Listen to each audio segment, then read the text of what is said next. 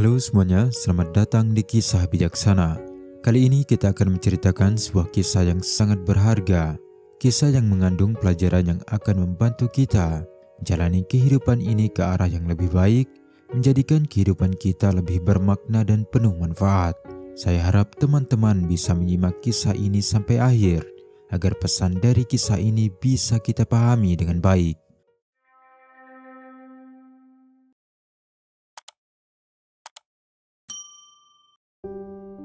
Suatu ketika di sebuah pinggiran kota, terlihat seorang bocah berusia 7 tahun tengah berjalan pulang dari sekolahnya. Tak bisa ia sembunyikan raut wajah gembira di wajahnya, sebab sebentar lagi ia akan mendapatkan sebuah hadiah istimewa dari sang ayah. Tanpa ia ketahui bahwa hadiah itu akan membawanya kepada kejadian yang tak pernah ia duga sebelumnya. Bocah laki-laki itu bernama Nathan. Sebab ia baru saja masuk kelas 1 SD, Tuan John ayahnya tak mau melewatkan momen spesial itu dengan memberikan hadiah kepada anaknya. Di pinggiran jalan, terlihat beberapa teman sebayanya tengah memetik buah apel di halaman rumah salah satu dari teman kelasnya.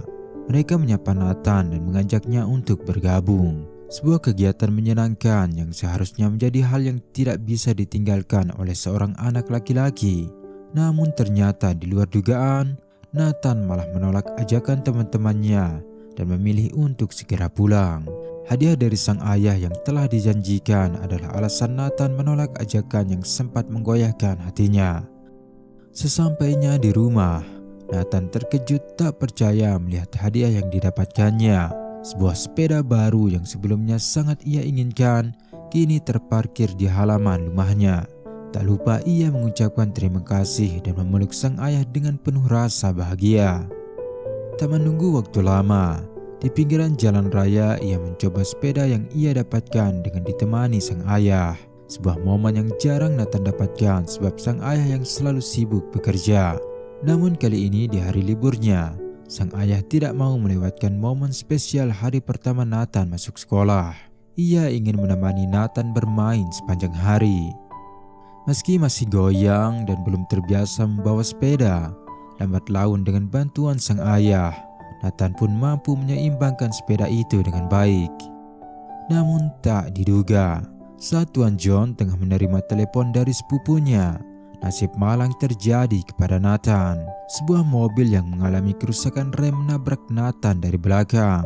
Tuan John syok dan segera berlari ke arah Nathan yang terkapar. Sepeda yang beberapa menit lalu masih baru dan mengkilat, kini telah ringsek dan tak berbentuk. Tak jauh juga terlihat Nathan yang tengah pingsan dan keadaannya terlihat sangat buruk. Tubuhnya penuh dengan luka parah dan darah segar terlihat mengalir dari mulut dan hidungnya. Tanpa menunggu waktu lagi, Tuan John segera membawa Nathan ke rumah sakit. Nathan yang koma segera diberi pertolongan pertama, dan terlihat seorang perawat menelepon dokter yang bisa menangani keadaan Nathan.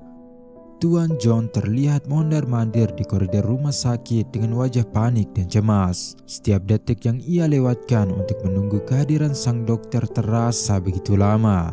15 menit berlalu tanpa kehadiran seorang dokter, membuat Tuan John marah dan kesal. Anaknya sedang koma dan bertarung untuk nyawanya. Tapi dokter yang harus menanganinya seolah menganggap ini enteng dan tidak bisa datang tepat waktu. Hingga saat sang dokter tiba, Tuan John memakinya dengan penuh amarah dan rasa kecewa. Bagaimana mungkin kamu membutuhkan waktu yang sangat lama untuk sampai di sini, sedang anakku sedang bertarung untuk nyawanya? Apakah kamu tidak punya rasa tanggung jawab? Si dokter tersenyum tipis dan mencoba menenangkan Tuan John. Mohon maaf, saya tadi tidak berada di rumah sakit dan beranjak secepat mungkin segera setelah saya menerima telepon tentang anakmu. Dan sekarang aku harap Tuan bisa tenang agar aku bisa mengerjakan pekerjaanku. Bukannya merasa tenang, keterangan dokter itu malah membuat Tuan John semakin kesal. Tenang katamu, bagaimana jika yang sedang koma di ruangan itu adalah anakmu yang baru saja mengalami kecelakaan? Bisakah kamu tenang? Jika anakmu meninggal karena menunggu kehadiran dokter yang tak kunjung datang, apa yang akan kamu lakukan? ucap Tuan John meluapkan amarahnya kepada dokter yang tidak bisa tepat waktu itu. Si dokter tersenyum kembali. Kita akan melakukan yang terbaik dan berharap keajaiban dari Tuhan. Bantulah kami dengan terus berdoa untuk keselamatan anakmu. Melihat si dokter masuk ke dalam ruangan ICU dan meninggalkannya, membuat Tuan John menggerutu.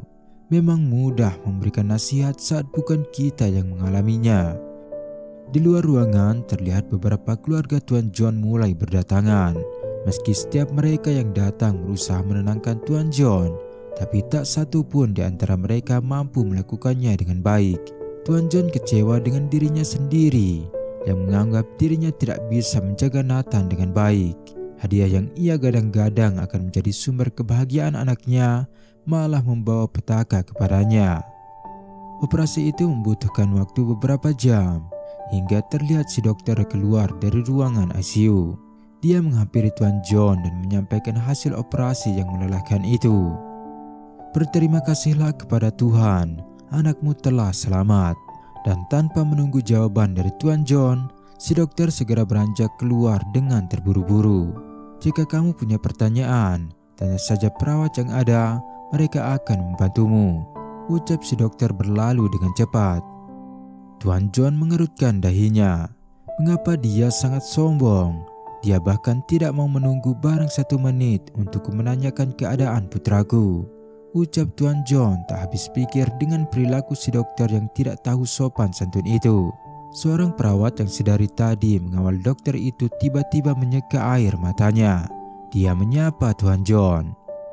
Mohon maaf Tuan, namanya adalah Dr. Bellingham. Anaknya meninggal kemarin dalam sebuah kecelakaan di jalan raya. Dia sedang cuti dan berada di acara pemakaman anaknya ketika kami menelepon dan mengabarinya tentang anakmu. Sekarang dia sudah menyelamatkan anakmu dan dia berlari untuk menyelesaikan pemakaman anaknya. Tuan John terdiam, tak bisa berkata apa-apa mendengar penjelasan perawat itu. Bagaimana bisa ia menuduh dokter itu tidak bermoral, sedang ia tidak mengetahui sedikit pun apa yang sebenarnya terjadi. Ia merasa malu dan berjanji akan menjadikan peristiwa kali ini menjadi pelajaran dalam hidupnya, bahwa tidak elok buru-buru menghakimi orang lain tanpa mengetahui kejadian yang sebenarnya. Teman-teman, tidak elok untuk kita terburu-buru menghakimi orang lain tanpa mengetahui situasi dan latar belakang mereka. Dalam keadaan kesal, kita seringkali gagal melihat perspektif orang lain. Namun di balik setiap tindakan seseorang, bisa saja ada alasan atau pengorbanan yang tidak kita sadari. Semoga kita bisa menjadi lebih bijak dalam hal ini. Jangan lupa tinggalkan like dan komentar positif jika video ini bermanfaat. Terima kasih sudah menonton dan sampai jumpa di kisah berikutnya.